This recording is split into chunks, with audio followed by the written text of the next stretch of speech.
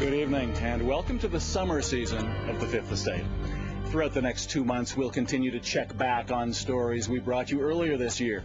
And we begin tonight with the report that kicked off our season last fall.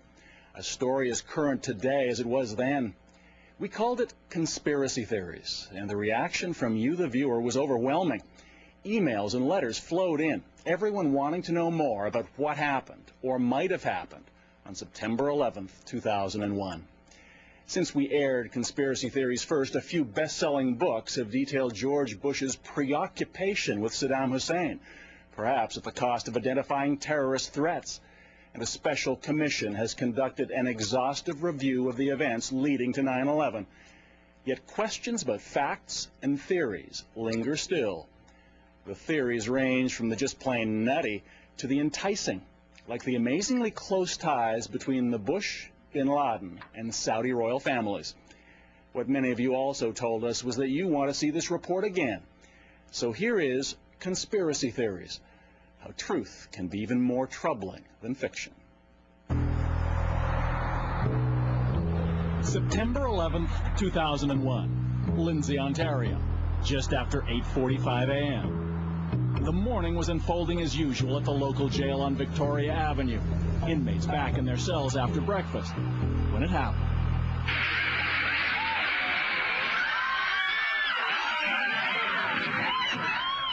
One of the prisoners in Lindsay that day was a man named Delmart Vreeland, called Mike.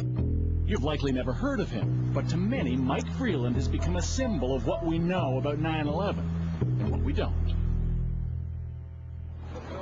Michael Rupert knows all about Vreeland, a former Los Angeles cop turned 9/11 investigator. On his website, Rupert pulls together information from every corner of the internet that he claims proves the official versions of the tragic events of September 11th are blatantly false. They don't stand the slightest sniff test, scratch, from anybody who's a trained investigator who's willing to set aside their emotions and just look at the evidence. 9/11 was not an intelligence failure. 9/11 was an intelligence success. It was supposed to happen. And Rupert says Delmart Mike Vreeland is a key to all of it. So who exactly was that mystery inmate at the Lindsay jail? Well, here's what we know for sure. Mike Vreeland was an American awaiting a trial here in Toronto for credit card fraud. The police said he had a criminal record more than 20 pages long in the U.S. Vreeland himself said that was just a cover story to disguise what he really was, an American spy working for the Pentagon. But here's where it gets interesting. According to Vreeland, about a month before September the 11th, he tried to warn Canadian and American authorities something terrible was going to happen. When no one listened to him, he says he gave his jail guards a sheet of paper, which was sealed and kept unopened until long after 9/11. That October, at a Toronto court, Vreeland's lawyers entered a sheet of paper as evidence. On it were various words and phrases, including World Trade Center, Pentagon, and what they said was Bin Laden. They insisted it was a list of 9/11 targets that Vreeland had uncovered and had been trying to warn the authorities about. In court, police and prosecutors described Vreeland as a career con man, and the judge found no basis to believe his claims. We can't ask him about any of it because Vreeland jumped bail and disappeared. But on the internet, he remains a poster boy for those who believe September 11th was planned as an excuse for the American war on terror. The moment in time when the world accepted that the intelligence justifying the invasion of Iraq was a lie, that we were sold a war on false pretenses, then 9/11 has to be on the table too. Clearly, the United States government could have prevented the attacks, and the United States government held the door open and allowed those attacks to happen. That seems to be the common denominator of most 9/11 conspiracy theories, that somehow the U.S. government knew those attacks were coming, yet let them take place anyway. But there is one man who goes well beyond that, who because of it has become perhaps the most infamous conspiracy theorist of all. His name is Thierry Meyssan, and his book about 9/11, The Big Lie, was a bestseller in Europe. His website lays out a conspiracy theory that challenges the official story of the September 11th attack on the Pentagon.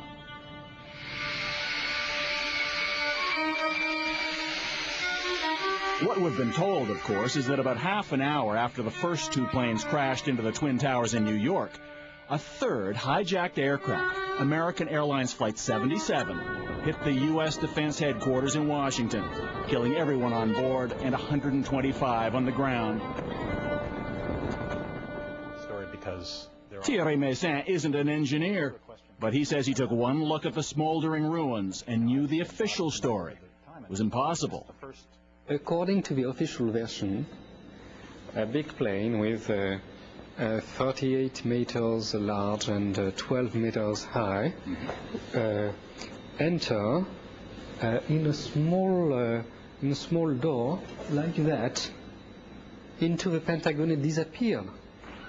That's obviously stupid. The attack was made with another method.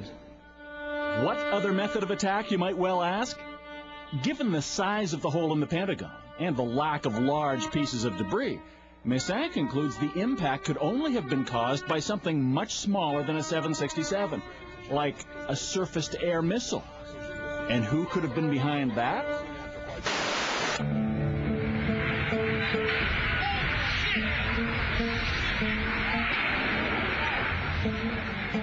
The same people responsible for the destruction of the World Trade Center, says Meyssan. President George W. Bush and U.S. officials. Are you saying you believe George Bush knew about this beforehand? What I think is that George Bush knew a very small part of the problem. But you know what? If he knew one part before, yes, you're saying he knows it all now. And you're saying... Yes, of course. So you're talking about mass murder. You're accusing him of being a heinous criminal. No. When Mr. Bush decided to make bombardments in Iraq, how many people he kills? What is the difference? Well, there was a lot of general intelligence at the time about the possibility of a terrorist attack on American soil. Before we go any further, let's be perfectly clear about one thing. We have found no credible evidence that the U.S. government was involved in or had specific advanced knowledge of exactly what would happen on September the 11th. And let's face it, most conspiracy theories pretty much seem like a waste of time, either because they depend on questionable characters like Mike Vreeland or revolve around wild accusations like those of Thierry Meyssan. By the way, we've reviewed Meyssan's theories with aviation experts who tell us, in their opinion, the official stories of what happened at the Pentagon and World Trade Center are consistent with the known facts of both crash scenes. But there's something else to consider here. Because conspiracy theories, as implausible, even offensive as they may seem, are almost always based, at least in part, on legitimate questions. Questions that have remained unanswered since September 11th. You can find them on the internet too. And these days, it's not only those on the fringe who are asking. For example, it's difficult to understand why, in what is some of the most heavily defended airspace in the world, it took almost 30 minutes to scramble jet fighters to protect the U.S. Capitol. Too late to prevent American Flight 77 from slamming into the Pentagon. The military's explained that's simply how long it took for the order to be given. And you don't have to be a conspiracy theorist to wonder exactly what President George W. Bush knew about the attack, and when he knew it. According to the official White House version, it was at this moment in a Florida classroom that Bush learned the second plane had hit the World Trade Center and that the U.S. was under attack. But here's what George Bush himself said almost 3 months later when asked about September 11th. I was sitting outside the classroom waiting to go in, and I saw an airplane hit the tower of a TV. You know, the TV was obviously on, and I used to fly myself, and I said, well, there's one terrible pilot. And it said it must have been a horrible accident. But I was whisked off there. I didn't have much time to think about it. Now, wait a minute. George Bush was told about the second plane while he was inside the classroom. So you just heard him describe seeing the first plane crash on television that day. But that's impossible. No one saw the first plane crash on TV on September the 11th because the videotape of it didn't surface until the next day. So how could George Bush have seen what he said he saw? Of course, there's always the possibility the president simply misspoke. He has been known to do that. But that's precisely the point. It's that kind of inconsistency, especially on the most thoroughly documented day in history, on which conspiracy theories are built. And as we'll soon show you, there's a lot about what happened before and after September 11th that demands a closer look. When we come back, conspiracy or coincidence? The long, tangled history of the Bush family and the elite of Saudi Arabia. It's a very nice reunion with friends. I'm very pleased to be here. And the young George Bush goes into the oil business, backed by some rich and powerful friends of his own. Do you have any knowledge of how much money the Saudis put in? Well, he told me it was in excess of, $1 million. And George W. Bush would have been aware of that? Oh, absolutely.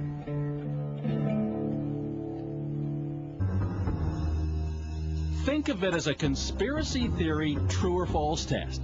A, when George W. Bush started his first oil company, who helped fund it? Osama bin Laden's brother and brother-in-law. True or false? B, after a terrorist bomb at a barracks in Saudi Arabia killed 19 Americans, who got the multi-million-dollar contract to rebuild? The bin Ladens. True or false? C, on the morning of September 11th, 2001, who was in a meeting at the Ritz-Carlton Hotel in Washington? George Bush Sr. and Osama bin Laden's brother. True or false?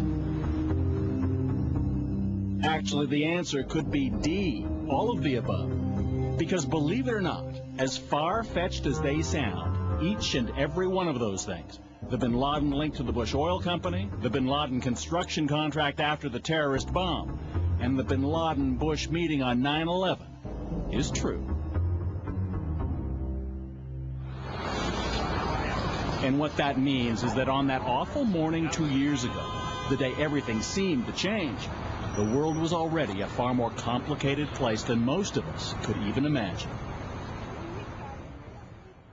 In order to truly understand what happened on September the 11th and the close relationship between the Bushes, the bin Ladens, and the rest of the Saudi elite, you have to go back about 25 years and south a couple of thousand kilometers to Houston, Texas, where in the mid-1970s, George W. Bush was a young man just trying to learn the ropes in his family's two businesses, politics and oil. The Bushes were a pillar of Houston society. George Sr. struck it rich in oil, became a congressman, then director of the Central Intelligence Agency, where it's said he first won the friendship of the Saudi royal family by arranging CIA training for their palace guards. And George Jr. was trying to follow in his father's footsteps. A Harvard business grad, he dabbled in politics and the Texas Air National Guard. And it was about the same time that a man named Bill White, a former fighter pilot with a Harvard MBA himself, was recruited to work in Houston with someone with business and personal connections to both George Bushes. His name was Jim Bath. This fellow, James R. Bath, needed someone to run a series of real estate companies that would be grub-staked by not only the political families, but also by some foreign nationals, the Saudis. And so I came down on an interview and met Jim. They opened an office in downtown Houston, where Bill White became Jim Bath's partner and confidant. But White says Bath spent most of his time dealing with his foreign partners, a wealthy Saudi family, the bin Ladens. He also ran a company in the same building called Bin Laden and Associates, which Jim explained was a procurement company for the Saudis. He bought a bank for them, he bought an airport for them, he started an airline for them, among other ventures in Houston, Texas. Now, at that point, had you ever heard the name Bin Laden? No, I had not. Meant nothing to you? Meant nothing to me. But in Saudi Arabia, the bin Laden's name meant a great deal indeed. They owned one of the largest Saudi construction companies. They were advisors to the royal family. They were the second richest family next to the royals, with billions of dollars to invest abroad in places like Houston, where the Bush family lived. They moved into this estate in one of Houston's finest neighborhoods. A bin Laden brother named Salam bin Laden, and a brother-in-law, Khalid bin Mahfouz. Mahfouz was also one of the Saudi royal family's bankers. So is it fair to say that when the bin Laden group establishes an office in Houston, the presence of the Bush family at that point had a lot to do with it? Oh, absolutely. I think that was essential, the essential element. I don't think any of those dollars would have come into the United States or any of those assets been purchased had not there been this quid pro quo relationship with the Bush family. While the bin Ladens built their ties to Texas, back home in Saudi Arabia they were making another kind of foreign investment. In 1979, the Soviet Union occupied Afghanistan. The Saudi royal family wanted to build a Muslim army known as the Mujahideen to defend Islam and force the Russians out. They turned to their trusted advisors, the bin Ladens, who offered up a lanky 21-year-old named Osama. The man who personally chose Osama bin Laden to build that army would also become his mentor, Saudi Prince Turki Al Faisal. Last year on British television, he reminisced about the young bin Laden. In those days, he was a young man who had committed himself to helping the Afghan Mujahideen liberate themselves from the Soviet occupation of Afghanistan. And he was doing a lot of good. He was bringing support and aid to the Mujahideen. Meanwhile, back in Houston, the Bush family was also on the move. George Sr. was about to become vice president, and his son made a career decision too. By the late 70s, George W. Bush was setting out on his own. He established an oil exploration company that he called Arbusto, a Spanish word that loosely translated means bush. But before Arbusto could find oil, it needed to find some money, operating capital. And apparently George Bush knew where to look. Well, Bath had told me that he had used Saudi money to fund George Bush Jr.'s foray into the energy business. This is the Arbusto Corporation? Yes, the Arbusto partnerships. As Bath's partner, Bill White, says he had access to information about the financial dealings between the bin Laden family and George W. Bush. He later obtained Bath's personal financial statements when the two had a falling out and became involved in litigation. On schedules that show his partnership interest, he shows a personal partnership interest of $25,000 invested in Arbusto 79 and another $25,000 investment in Bush 80. But according to White, that share was only Bath's commission for investing the bin Laden's money with Bush. Do you have any knowledge of how much money the Saudis put in? Well, he told me it was in excess of, $1 million. So there's no question in your mind whatsoever that whatever went into George W. Bush's companies from Jim Bath was money from the Saudis. 100% of it was Saudi money. And George W. Bush would have been aware of that? Oh, absolutely. But that wasn't all. A few years later, another oil company in which George W. Bush was involved needed cash. It got a reported $25 million, again, thanks in part to Bush's old Houston neighbor, Khalid bin Mahfouz, Osama bin Laden's brother-in-law. And it wasn't only George Bush the son who benefited. The bin Ladens did business with the Houston bank where George Bush Sr. was on the board. What time is it? Victory time. This is the non-political part of this. And businessman Bill White says whether Bush Sr. knew it or not, the bin Ladens were also generous with him when he ran for president in 1988, allegedly finding a way around the U.S. ban on foreign campaign contributions. My understanding from Bath was that they were making campaign contributions by taking briefcases full of cash to the law firms. They would give the cash to the lawyers, and then each of the lawyers in turn would make a $1,000 campaign contribution to Bush. Which would presumably be against electoral law in the U.S. Well, it is against the law, but it's obviously covered by virtue of the attorneys making the contributions. And when George Bush Sr. became president, as with George W. more than a decade later, the Saudis occupied a special place at the White House. The Oval Office always open to one man, Saudi Arabia's ambassador, Prince Bandar. He's got instant access. He calls them up, says, I'm coming over. He's got instant access to the CIA, anybody he wants. He can summon people. He can call anybody up at home at any time, which most ambassadors in Washington cannot do.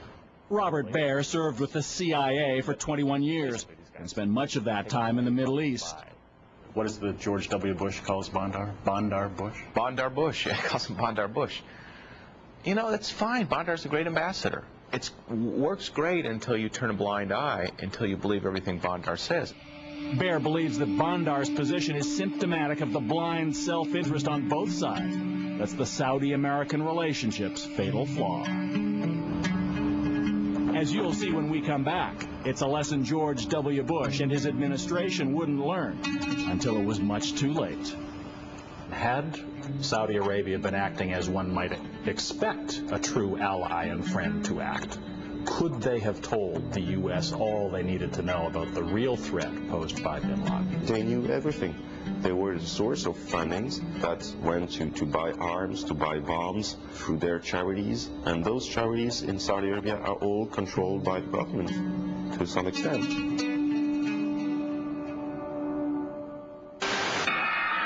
Ladies and gentlemen, America's first combat pilots. It was 1991. The Gulf War was over. American troops had defended Saudi oil fields against Saddam Hussein. Now the U.S. could continue to enjoy the economic security which came with all that Saudi oil. It was essentially the same deal George W. Bush himself made when he did business with the bin Ladens in Houston. One side got a powerful partner, the other oil and money. Former CIA agent Robert Baer. The United States depends upon Saudi Arabia for its oil production. Saudi Arabia also recycles all the money it makes off oil in the United States and puts trillions of dollars in our banks. It pays for presidential libraries, anything you can imagine. And the Clinton White House wasn't immune to Saudi charm either. It was difficult not to give the benefit of the doubt to the biggest buyer of American military hardware with the deepest pockets in the stock market, not to mention the world's largest oil reserves. Which is why after George Bush Sr. left office and became a senior advisor to the powerful international investment firm, the Carlyle Group, he paid a number of visits on their behalf to his good friends, the Saudi royal family and the bin Ladens.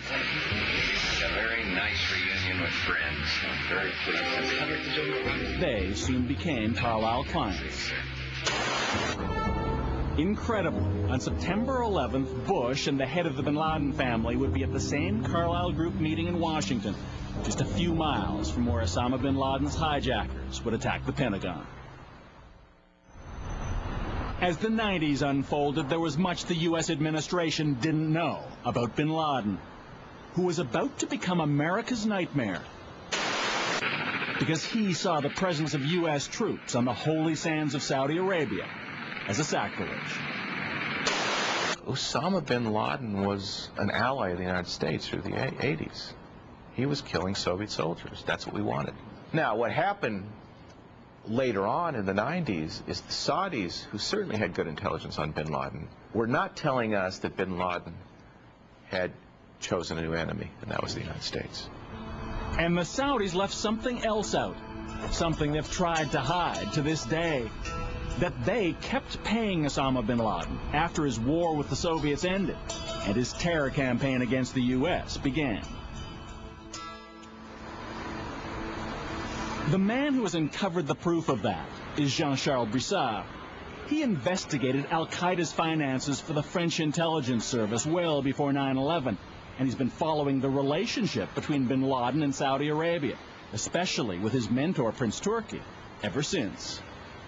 He was helped by the kingdom, and this support lasted for years. So Turkey, for instance, was the one who met regularly with bin Laden in Afghanistan.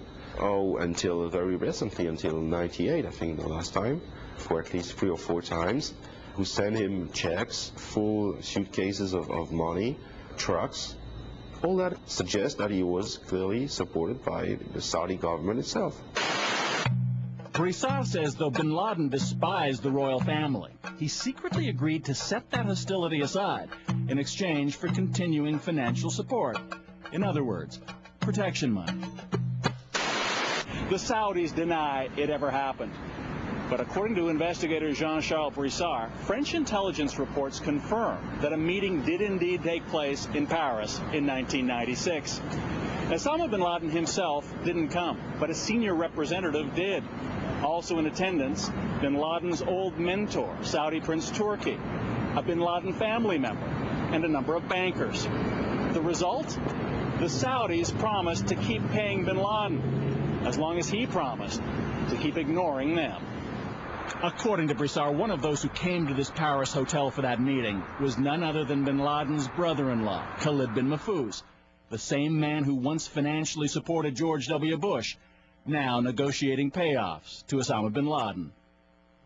And support came from the bin Laden family as well. They publicly proclaimed they'd disowned Osama, but privately, Broussard says, they sent him equipment and money.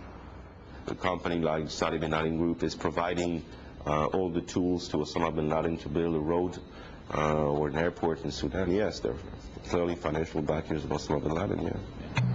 So how much in all did the Saudis contribute to Al-Qaeda? Estimates are that before 9/11, bin Laden spent about $50 million a year, the vast majority of it from Saudi Arabia. What exactly is that?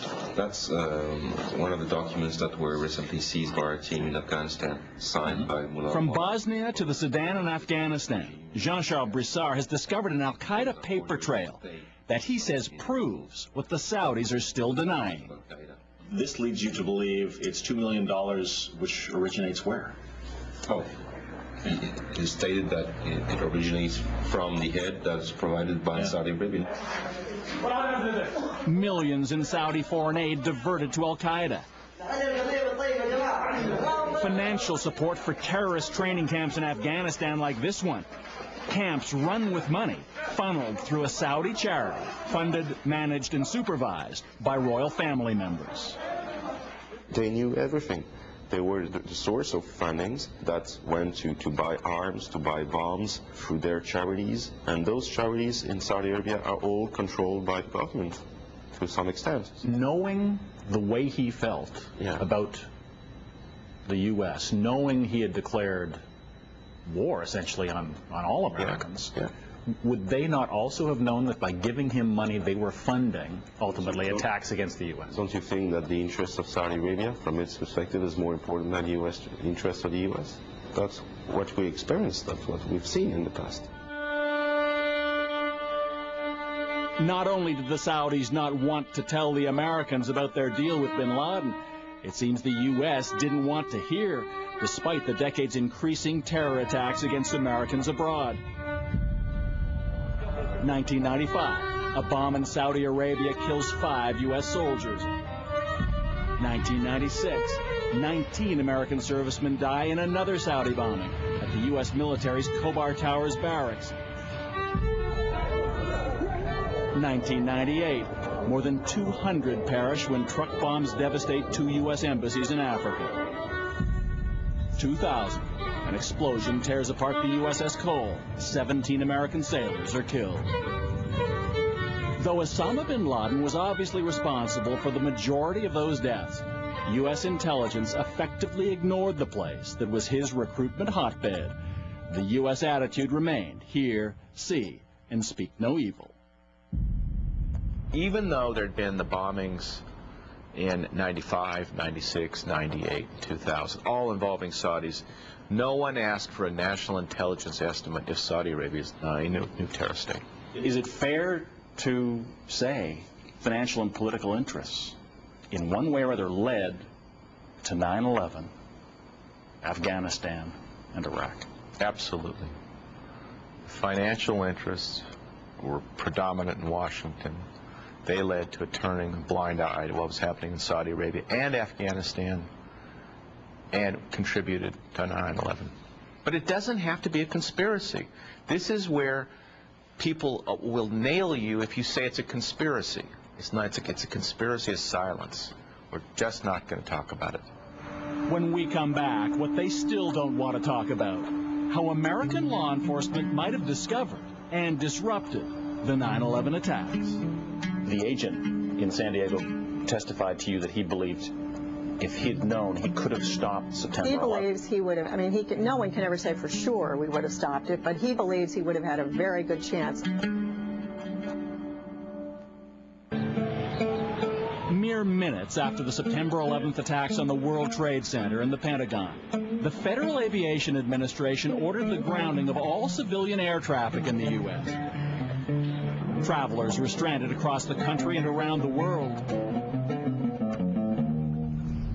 48 hours later, September 13th, an update. Private flights were still prohibited. To take off required government approval at the highest level. That morning, Prince Bandar of Saudi Arabia visited the White House. And later that day, something unusual began to happen. Despite the blanket aviation ban, several private planes, from Learjets to a 747, were cleared to depart from various U.S. cities. On board were dozens of the Saudi elite, almost every one a bin Laden or a Saudi royal. Meanwhile, Elizabeth Alderman was desperate to find a way from Paris to New York, where her son Peter was missing. The bin Laden family, whoever was in the United States, got safe passage home, and I couldn't get home to be with my children. Other families couldn't get to New York, who lived far away, to even begin to look for their children. At this point, we didn't know who was alive or who was dead. I couldn't get home, and the bin Laden family were all able to get home. To this day, the Bush administration has not even confirmed the existence of those flights to Saudi Arabia, though Saudi diplomatic sources have been quoted as saying approval for them was granted at the highest level. That the exodus to Saudi Arabia happened at all is one thing. But then there was the investigation that took place before the Saudis departed. It seems there was none. The biggest crime in American history, orchestrated by Osama bin Laden with funds from the bin Laden and Saudi royal families, plane loads of whom were given special dispensation to leave the U.S. almost immediately afterwards, essentially with no interviews to determine what they might know. No, they just got up and left. The FBI is not been allowed to put Saudis on a terrorism list up until September 11th. They were not allowed to ask these people any questions. The President of the United States. The next week, George W. Bush finally threw down the gauntlet on global terror, or so it seemed. Every nation in every region now has a decision to make. Either you are with us or you are with the terrorists.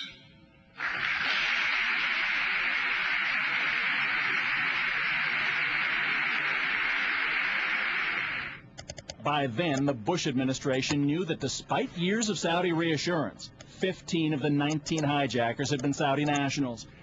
So in the terrible aftermath of September 11th, surely it was now time to track down those who provided money and support for 9/11 wherever they might be. Right?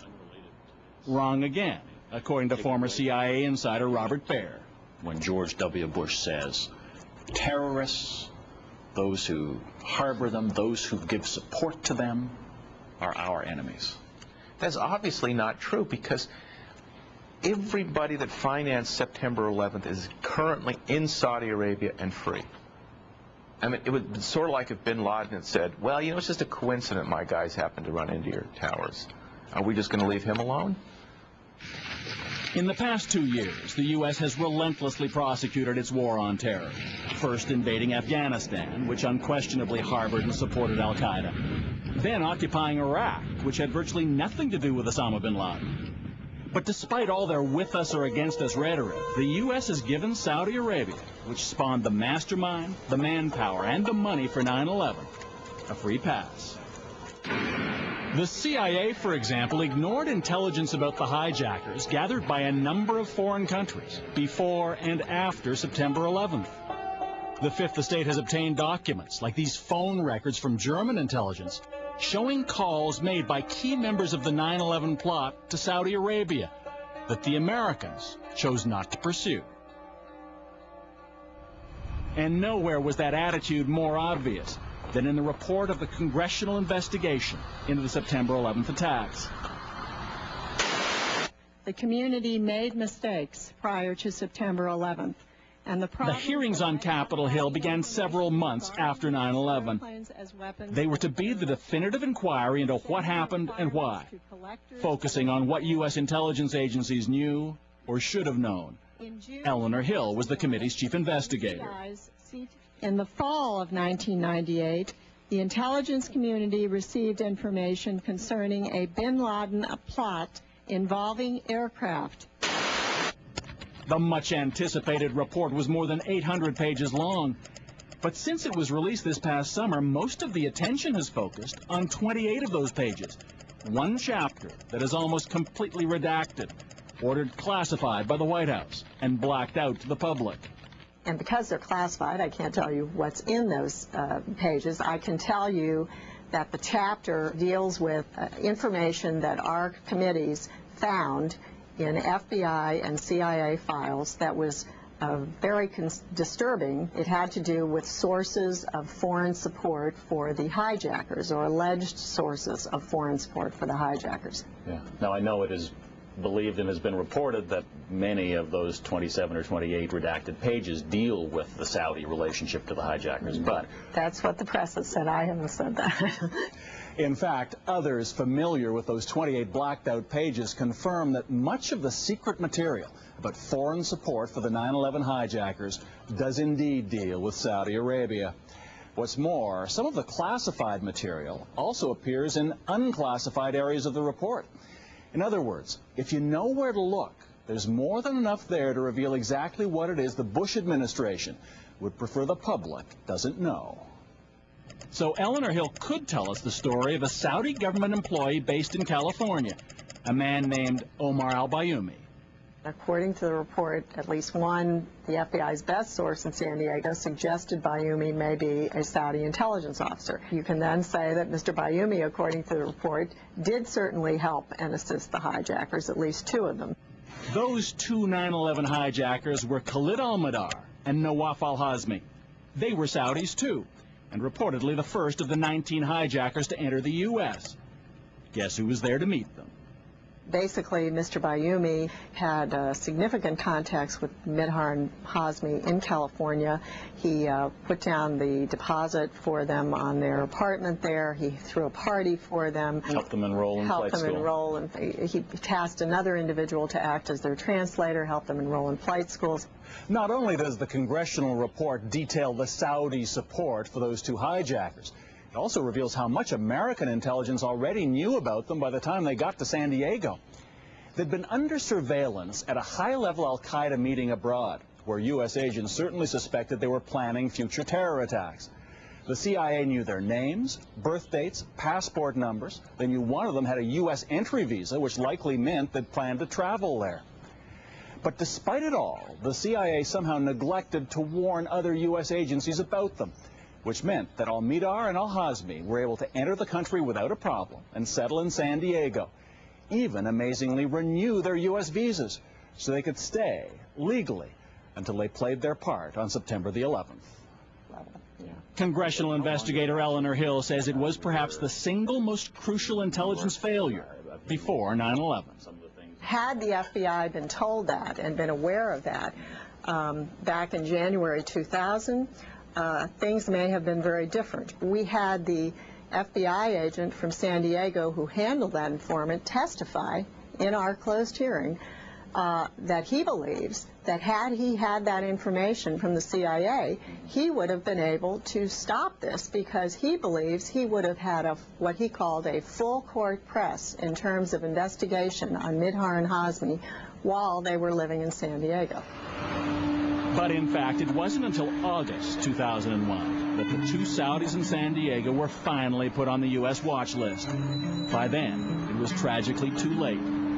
3 weeks afterwards, they crashed American Airlines Flight 77 into the Pentagon. He was terrific.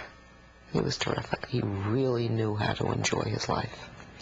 And he made the people around him enjoy their lives more. Elizabeth Alderman lost her son at the World Trade Center. Now she's among 4,000 Americans and Canadians who filed a $1 trillion lawsuit against defendants that include Saudi charities, members of the royal family, and bin Ladens. The suit claims that by funding Osama bin Laden, they were just as responsible for the 9/11 tragedy as the hijackers.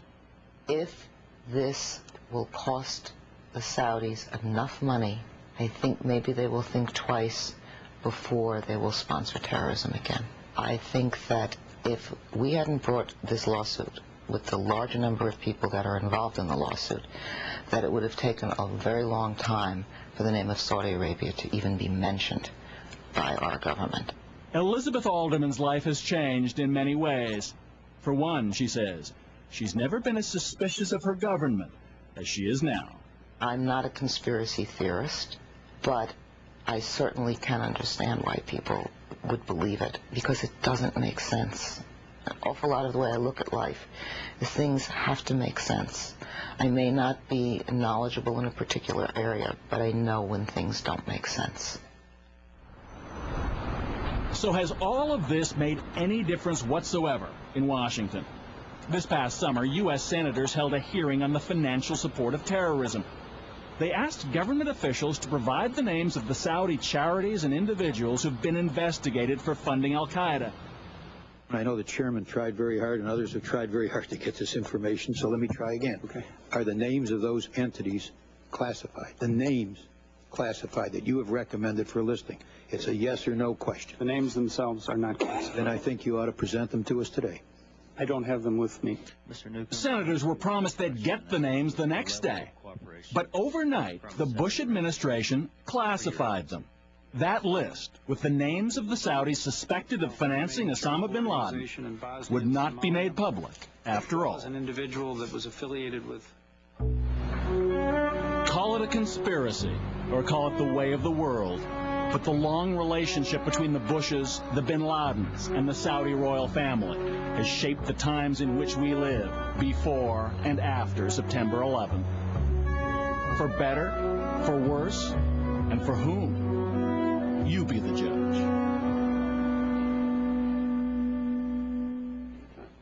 We tried repeatedly to get the Saudi perspective on this story, but were turned down.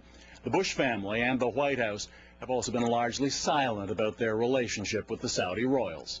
The Special Commission on 9/11 is expected to release its report later this summer. And there's more information about this story on our website. So go to cbc.ca/fifth and read on. I'm Bob McKeown. For everyone here at the Fifth Estate, thank you for watching. Good night.